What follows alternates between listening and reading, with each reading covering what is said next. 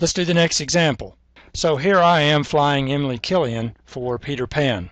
The machine shown is a wheel and axle that operates with 95% efficiency.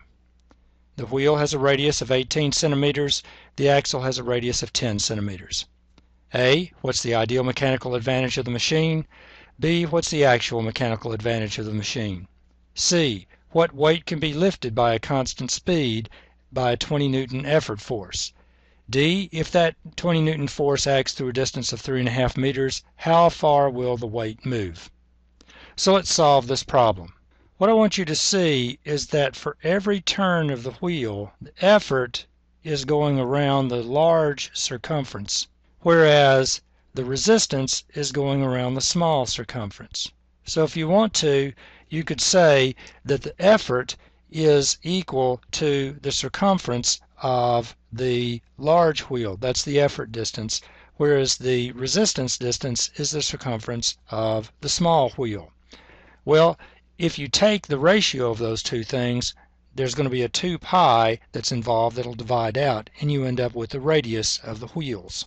So now if I put in the radius of the wheels, then I'll figure out what my ideal mechanical advantage is. I find that the ideal mechanical advantage is 1.8. All right, well, what about the actual mechanical advantage?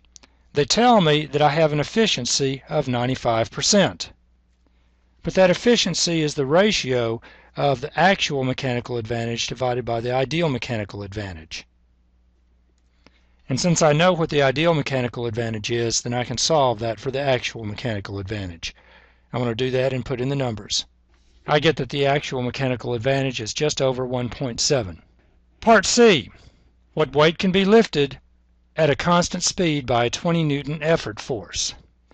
Well, the forces are going to be related through the actual mechanical advantage.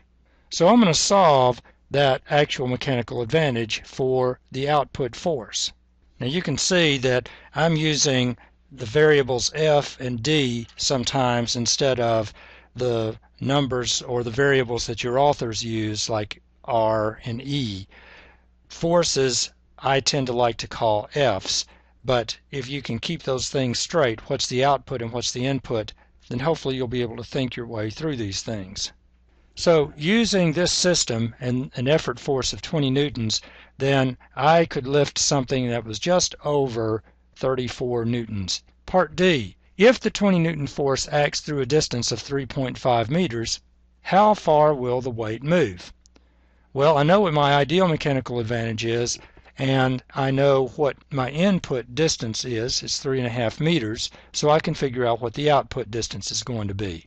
Now my ideal mechanical advantage is 1.8, and since they tell me that my 20 Newton force acts through 3.5 meters, my input distance is going to be 3.5 meters.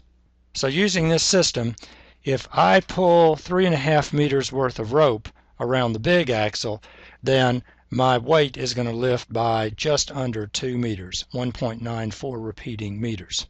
So let's review this lesson. We have defined the different simple machines and figured out what the input and output distances are.